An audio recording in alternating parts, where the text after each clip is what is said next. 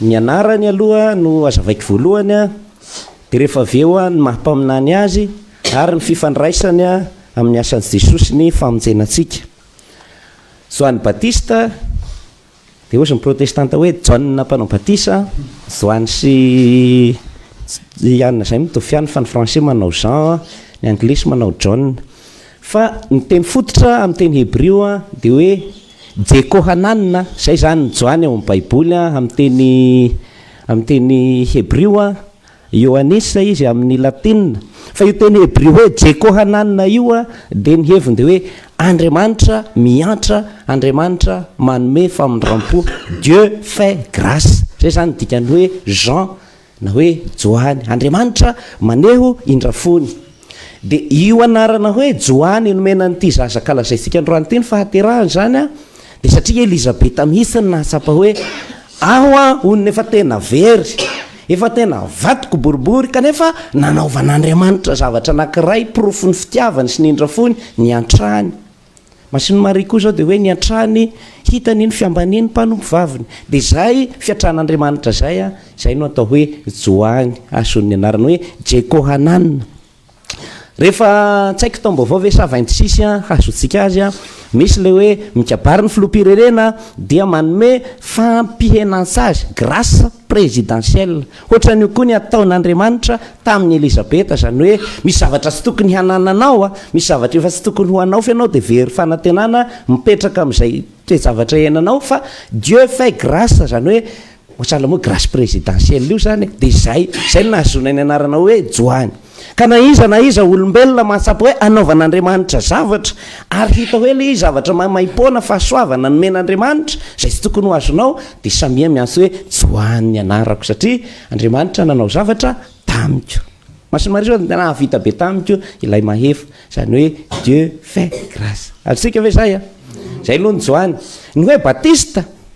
de io a mpamary toetra milaza le asa hoe mpanao batemy. Batista. Rehefa hoe Batista de mifandray amin'ny batemy, mpanao batemy. Io zany a fanampina anarana ihany fa Joany ny anarany, fa sahala amin'ny anaran'olona hoe ohatra hoe ratsaiky mpanao solonify de lasa fanampina anarana le ohatra zay azonareo azy.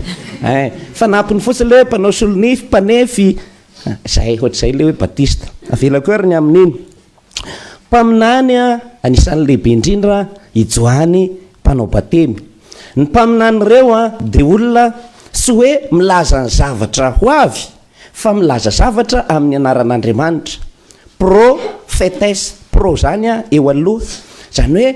eo alohan'ny vahoaka, ohatrana itelo mirahalahy zao hoe ty alohanareo rehefa mitory teny, zay le hoe pro aty aloha, miteny eo alohanareo fa tsy milaza zavatra mialoha hoe amin'ny 2027 farandro, zay ny mpaminany fa milaza zavatra eo alohan'ny vahoaka. De Joany Batista ny vahoaka ny amoron-drano a, de izy eo amoron-drano de miteny eo alohan'ny vahoaka, zay ny mpaminany, fa miteny amin'ny anaran'Andriamanitra izy. De io voalaza amin'ny vaky-teny voalohany teo io a, sy ny voalaza ny asan'ny apôstôly a, milaza hoe talohan'ny ahatongavan'i Kristy de izy no nirahin'Andriamanitra aloha hamerina ny fony vahoaka amin'Andriamanitra amin'ny alalan'ny toriteny manentana azy ireo hiova fiainana sy hibebaka. Zay zany mahampaminany azy, irak'Andriamanitra ny mpaminany sy miteny amin'ny anarany samirery,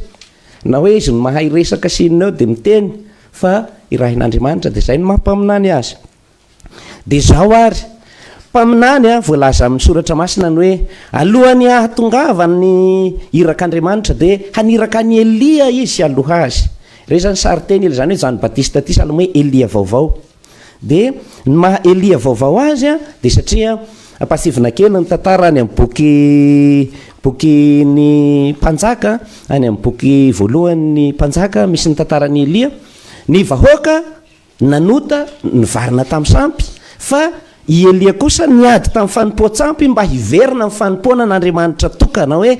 aoka concentré amin'Andriamanitra tokana mpanao soatsika fa aza mandehandeha mieritreritra zavatra hafa sy manompo zavatra hafa. Ka zay rehetra mitory fiverenana amin'Andriamanitra tokana, mampiala ny onona amin'ny fiaterana amin'Andriamanitra hafa, dia Elia daholo ny anaran'izay. De i Joany Batista menany io anarana hoe Elia io koa, satria mamerina ny fo ny zanaka amin'ny rainy. Ankehitriny ny sampy a tsy resaka hoe sarivonga anaraka ny eritreretany saikitazy no atao hoe sampy, fa ny sampy ankehitriny a be dia be ny endrika isehoany. ny sexe azonareo fa zay teny jasy mako zay ny fanindrahindrana ny filaninofo a ny fitiavam-bola be loatra ka mahatonga ny olona hamoany olona reny zany sampy topoy ny olona maro ankehitriny de reny zany zao a no anaovan'ny Elia vaovao toriteny mba hivirenany olona amin'Andriamanitra tokana zay no mahampaminany any Joany Batista zany ny laina ve sa tsy ny laina aloha ny asan'ny Joany Batista alohan'ny ahatongavan'ny Kristy satria atsika kristianina de hoe Kristy efa tena faratenin'Andriamanitra lazainy Hebreo hoe tamin'ny fotoana maro samihafa de tamin'ny fomba samihafa ny tenenan'Andriamanitra tamin'ny razantsika fa amin'izao ny farany zao a amin'ny alalan'izany no itenenana amintsika inona ary zany ny voalana Jean Baptiste nefa efa fotoana mifanakaiky be eo izy mirahalahy ilaina eo ataoko ohatra ny andavanandro azosika sika rehetra samy efa namboatra tragno na hamboatra tragno a rehefa hamboatra tragno zany aloha de misy asa hoe sy maintsy magnarina tany aloha hadina aby ny vodi-koga rehetra sy ny fakakazo a zay ny atao hoe ravalement de alamina aloha igny zay no afaka manangana ny tragno arak'izay itiavanao azy azosika ve ka izay soa no manangana le trano tena izy fa Joany Batista zany a ilay manao terrassement zay ny ilana azy de inona le terrassement nataon'ny Joany Batista le hoe mila miala amin'ny asa maty isika sy ny asa ratsy fa manao asa mendrika vokatry ny fibebahana Joany Batista ne tsy hoe fotsiny nanao batemy de hoe manao batemy fotsiny de samy miala fa izy miteny hoe araho asa zao batemy zao fa ty mako famantarana ka ny famantarana tsy misy dikany raha sy ao ny zavatra mbarany famantarana io hoe anao a feno vovoka iny a miditra ao anaty rano de afeo madio ataova amin'ny fiainana ozy izy zay de reo olona rehetra tonga teo ny teneniny aby inona ary ny ataonay mba hanaovanay asa mendrika vokatry ny fibebahana izay manana akanjo roa aoka hanomeny tsy manana ary zay manakanina aoka hanao toy izany koa miverena amin'ny fitiavana fa zay ny toetra n'Andriamanitra de rehefa tonga eo Kristy a dia hanamafy an'izay izy rehefa aveo zay tsika voavovonjy zany hoe tsika zany rehefa miezaka miaina ny fitiavanamana zay le hoe batemy toriny dia zay salamoiagna ao rendrika agnaty rano fa magnome signe ao avy mba misy fitiavana atao amiko de tonga am'izay izy de so tena mampakatra anao avy ao agnaty rano fa rehetra anao de mizana de la ho atao fitiavan-tany sy ny asa rasy atoany agnao a manao kisitrika ao ihany a sa manao signe ka isika zany mba hovonjeny Jesoa aloha de mila manao ny zavatra mpanaoviny Joany Batista ampiasao zay fa tsy hoe akanjo sy hanina ihany miteneny fa ilazana hoe jereo a miaramila sy ny sisa lazany hoe aza manao akeriny agnareo mionona mikaramanareo sy ny sisa zany hoe manaova zavatra tsara fa io ny fanombohan'ny fibebahana anjaran'ny Kristy sy ny fanahy masina mandavorary azosika ve zay zany a ny hoe Joany Batista tia ny antom-pisiny de otsika hoe toko efa zavatra efa ela zany zay Jesoa azy efa teo a de zay ve la ny andro sagnatria mbola manakoako mandraka kehitriny ny asa-pamonjena nataon'ny Joany Batista alohan'ny andraisantsika fahasoavana dia misy alohan'ny fiomanana alohan'ny batemy misy fibebahana inona ny fibebahana miverina amin'ny lalana tena izy satria tsika maniasia diso lalana sy ny sisa de zay rehetra feo sy fanasanantsika hiverina amin'ny lala mahitsy a izay a no asan'ny Joany Batista kehitriny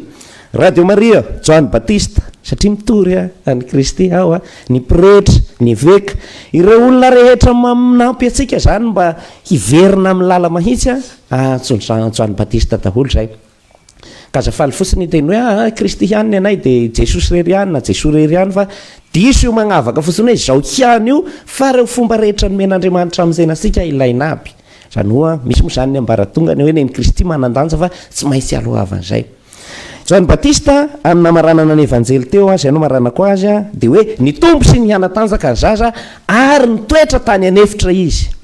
misy zava-dehibe zany io ny mpaminany mako tsy hoe mitatatata fotsiny miteny a fa ny fiainany mpaminany mihitsy ro mpaminany rehetra de efa tory-teny velona Iozea nasain'Andriamanitra nanambady Makorel hampianarany iny fivadibadian'ny Israely ry be dehibe samy ny fiainany mihitsy zany lasa tory-teny ka ny Joany Batista hoe fiainana any anefitra io dia izao ny hevitra ny hoe miaina any anefitra ireo vaok'Israely reo tany anefitra nandritra 9 andro a agny tsy misy tragno dura matanjaka be hoe anina agny tsy misy sakafo sy fambolena sy fiompiana tena hoe azo anteherana fa miaina amin'ny fitahian'Andriamanitra amin'ny providence rehefa any anefitra ary tena fotoam-pisapana ny finoana zany any agnefitra zany toerana mangina ahenonao ny feon'Andriamanitra de i Joany Batista izy hoe niaina tany anefitra ny fiainany de mampianatra atsika hoe sika ve mba manana fotoana henonan'Andriamanitra anatin'ny tabataban'izao tontolo zao a sy ny rotorotom-piainana na de ray minitra isan'andro aza handiniana feofeitreretana ampianaran'ny Joany Batista zay a azona famonjena ny fahanginana zay le hoe mipetraka any anefitra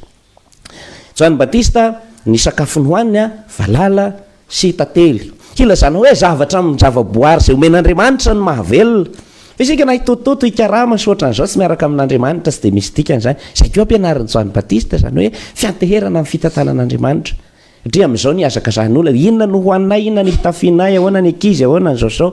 marina zay fa miverina mifototra aloha hoe manao vandram-piaina n'le miaina any amin'ny tany efitra sahala amin'ny Joany Batista zay ary zao fety ankalazantsika ny Joany Batista zao a hanampy antsika hiala amin'ny asa maty a hanao asa mendrika vokatry ny fibebahana ary hanandrana n'izany fiainana hoe miverina tanteraka amin'ny fahatokisana an'Andriamanitra zany fa Andriamanitra miasy mamelona antsika